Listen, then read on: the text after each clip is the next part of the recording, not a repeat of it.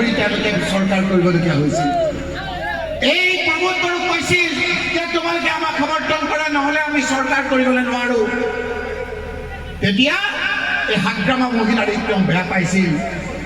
এতিয়া প্ৰমোদ বড়োৰ লগত তেওঁৰ কিবা কিবি হ'ল, এতিয়া তেওঁ হাগ্ৰামা তেওঁৰ নিজৰ হ'ল। বড়োৰ মাজত দিলে কাজিয়া লগায়। হাগ্ৰামা মহিলাইও এতিয়া বিভিন্ন ৰূপ তেওঁ। মই আজি এই পৰ্বতজোৰাত আপোনালোকক অনুৰোধ কৰিবলৈ আহিছোঁ, আপোনালোকে কাক ভোট দিয়ে মই নাজানো, কিন্তু হাগ্ৰামা মহিলানীক আপোনালোকে ভোট নিদিবলৈ আহিছে। তেওঁক আপোনালোকে ভোট দিয়া মানে হিমন্ত বিশ্ব শৰ্মা শক্তিশালী হোৱা। আৰু কেইটামান দিন আছে, মই আপোনালোকক প্ৰমাণ সহ দেখুৱাই দিম যে তেওঁ হিমন্ত বিশ্ব শৰ্মা ডাঙৰীয়াৰ সমৰ্থনত আজি বিভিন্ন ঠাইত প্ৰাৰ্থী দিছে। হিমন্ত বিশ্ব শৰ্মাৰ দ্বাৰা তেওঁ আজি পৰিচালিত হৈছে। সেইকাৰণে ৰাইজ আজি আপোনালোকক আমি অনুৰোধ কৰিবলৈ আহিছোঁ, এই ভোটটো আপোনালোকৰ নিজৰ। এই ভোটৰ লগত আপোনালোকৰ জীৱন জড়িত হৈ আছে। এই ভোটৰ লগত ল'ৰা ছোৱালীৰ ভৱিষ্যত জড়িত হৈ আছে।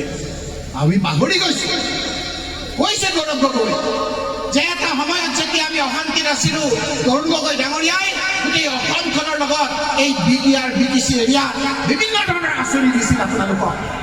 আমাৰ ইয়াৰ ল'ৰা ছোৱালীবিলাক স্কুললৈ যোৱা নাছিল 2001 চনত। তৰুণ গগৈ ডাঙৰীয়াই ক'লে যে কোকৰাঝাৰৰ ল'ৰা ছোৱালী স্কুলত দিয়া সংখ্যা কিয় কম? দেখিলে যে কেনেকৈ যাব। আমাৰ দুখীয়া ল'ৰা ছোৱালীবিলাকৰ দুপৰীয়া খাবলৈ দিব নোৱাৰে। আমাৰ ল'ৰা ছোৱালীবিলাকক মাক বাপেকে দুপৰীয়া খাবলৈ দিব নোৱাৰাৰ কাৰণে স্কুলত ল'ৰা ছোৱালীবিলাক নপঠিয়াই বাপেক মাকে। তৰুণ গগৈ ডাঙৰীয়াই ক'লে যে মোৰ BTC এৰিয়া যদি আগবাঢ়ি নাযায়, মোৰ কোকৰাঝাৰ জিলাখন যদি আগবাঢ়ি নাযায়, তেতিয়া মই কেনেকৈ কওঁ মোৰ অসমখন আগবাঢ়ি গৈছে? যোৱা তোমালোকে BTCক কৈ দিয়া সকলো ল'ৰা ছোৱালীক স্কুলত পঠিয়াবলৈ, স্কুলত খোৱা বোৱাৰ ব্যৱস্থা মই কৰি দিম। এই যে দুপৰীয়া স্কুলত খোৱাৰ ব্যৱস্থা কৰিছিল, এইটো তৰুণ গগৈ চৰকাৰে কৰিছিল, হিমন্ত বিশ্বই কৰা নাই। আমি পাহৰি গৈছোঁ। তাৰপিছত স্কুলত ল'ৰা ছোৱালীবিলাক নাযায়। তৰুণ গগৈ ডাঙৰীয়াই কৈছে মইতো খোৱা দিলোঁ, তাৰপিছত কিয় যোৱা নাই? কৈছে কেনেকৈ যাব? ধনী ধনী মানুহবিলাকে ধুনীয়া ধুনীয়া কাপোৰ পিন্ধি যায়, দুখীয়া মানুহবিলাকৰ পইচা নাই, বাপেক মাকে পইচা দিব নোৱাৰে, কাপোৰ কিনিব নোৱাৰে, সেইকাৰণে স্কুললৈ নাযায়। কৈছে যোৱা তোমালোকে BTR কোকৰাঝাৰত পোৱাগৈ, দুখীয়া ধনী সকলোৱে একে ধৰণৰ ড্ৰেছ কৰি যাব লাগিব। মই স্কুলবিলাকত ইউনিফৰ্ম মই ফ্ৰী দিছোঁ। এই যে ইউনিফৰ্ম ফ্ৰী দিছে, হিমন্ত বিশ্ব শৰ্মাই দিয়া নাই। ৰাইজ সেইটো কংগ্ৰেছ চৰকাৰৰ তৰুণ গগৈ চৰকাৰে দিছে।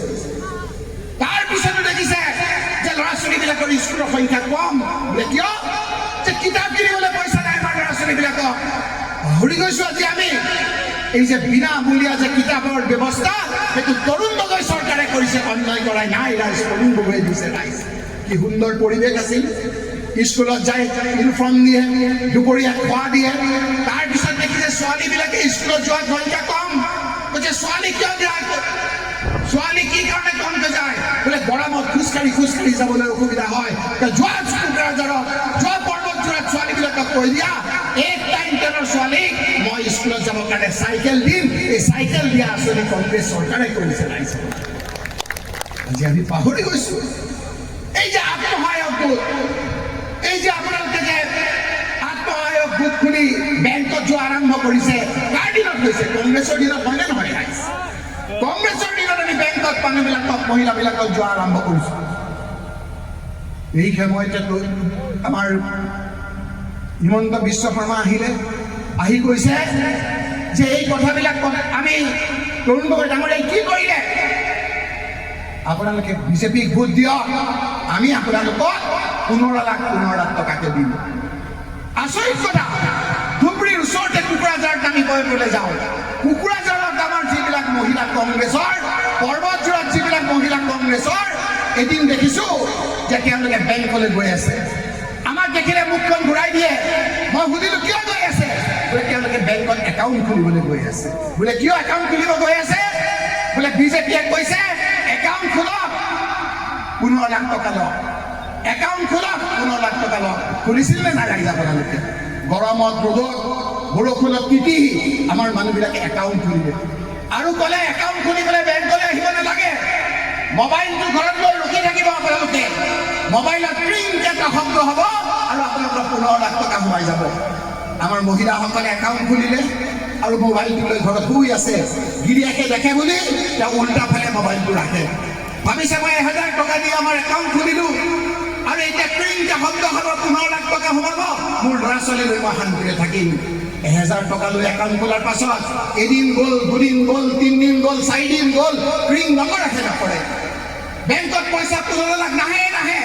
এদিন হঠাৎ ৰাতি প্ৰিণ্ট শব্দ কৰিলে, কৈছে চাব্বাছ বিজেপি, আপোনালোকে 15 লাখ টকা দিম বুলি কৈছে, আপোনালোকে দিলে। কিন্তু সৰ্বদা যেতিয়া আপোনালোকে মোবাইলটো চাইছে, মোবাইলটোত দেখিছে কি কথা, 15 লাখ টকাটো দিয়াৰ বাদেই যি 1000 টকা আপোনালোকে তুলিছিল তাৰ প্ৰায় 100 টকা বেংকত কাটি লৈ গুচি গ'ল। হয়তো নহয় কওক, দিন ডকাইতি কৰি। আমাৰ পইচা, আমাৰ কথা, আমাৰ বতৰা, আমাক দুৰ্নীতি বেংকে 100 টকা কাটি লৈ গুচি গ'ল। দিন ডকাইতি কৰিছিল হিমন্ত বিশ্ব শৰ্মা চৰকাৰে। সেইকাৰণে ৰাইজ আজি আপোনালোকক কৈছো, এই ভোটটো আপোনালোকৰ নিজৰ। এই সময়খিনিত ভোটটো এনেকুৱা জেগাত নিদিব, পৰৱৰ্তী সময়ত আপোনালোকে বিপদত পৰিব। আজি হাগ্ৰামা মহিলাৰী আজি আপোনাৰ হিমন্ত বিশ্ব শৰ্মাৰ লগত একেলগে আহি বিভিন্ন ক্ষেত্ৰত আমাক বিপদে পৰিচালনা কৰিব বিচাৰিছে। হাগ্ৰামা মহিলাৰীক যিসকলে ভোট দিব বিচাৰিছে তেওঁলোকক বিজেপিক ভোট দিয়া সমান হ'ব ৰাইজ।